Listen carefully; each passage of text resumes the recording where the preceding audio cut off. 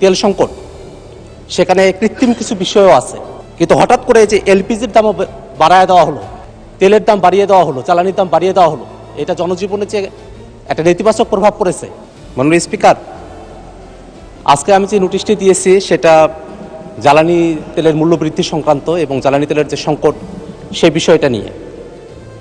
আপনি জেনে থাকবেন যে আমরা বৈশ্বিকভাবে একটা সংকটের মধ্যে আছি, একটা যুদ্ধ পরিস্থিতি চলছে। তার প্রেক্ষিতে বাংলাদেশে একটা জ্বালানি সংকটের মতো একটা পরিস্থিতি তৈরি হয়েছে। কিন্তু আমরা খবরাখবরে নানা ধরনের খবর দেখছি যে আমাদের যে তেল সংকট, সেখানে কৃত্রিম কিছু বিষয়ও আছে। সেই বিষয়গুলোতে আসলে সরকারের পদক্ষেপ কী সেটা আমরা এখনো পর্যন্ত ভালো করে জানি না। আমরা একটা বিষয়ে গতকাল আলোচনা হয়েছে, যা এখানে আলোচনা হবে জ্বালানি সংকটের বিষয় নিয়ে।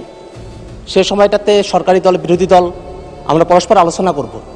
কিন্তু হঠাৎ করে যে এলপিজির দামও বাড়ায় দেওয়া হলো, আমাদের যারা রান্নাবান্নার কাজ করতেছেন, বিভিন্ন উৎপাদনের কাজগুলো করতেছেন, তারা কিন্তু এই সময়টাতে ভালো করে এই রান্নাবান্নার কাজগুলোতে তারা করতে পারবেন না যদি এইভাবে এলপিজির দামগুলো বাড়তে থাকে।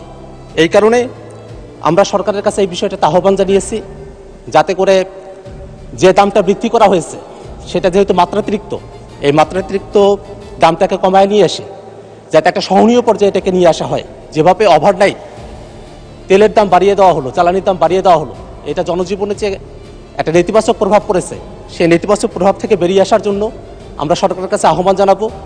আন্তর্জাতিক পর্যায়ে কথা বলে এবং দেশীয় যে সংকটগুলো আছে, মজুতদারি চলছে, বিভিন্ন জায়গায় সরকারের কিছু ফেলিওর আছে, সেই বিষয়গুলোকে অ্যাড্রেস করে যাতে করে এলপিজি সহ অন্যান্য যে জ্বালানিগুলো আছে সেগুলোর দাম একটা সহনীয় পর্যায়ে নিয়ে এসে জনজীবনে একটা স্বস্তি নিয়ে আসা যায়। সরকার বলছিল যে তারা দাম বাড়াবে না, কিন্তু তারা দাম বাড়াতে বাধ্য হয়েছে, বা যে পরিস্থিতিতে তারা দাম পেয়েছে এত দাম বাড়ানো উচিত হয়নি। আমরা মনে করছি দাম কমিয়ে নিয়ে এসে জনজীবনে একটা স্বস্তি নিয়ে আসতে হবে।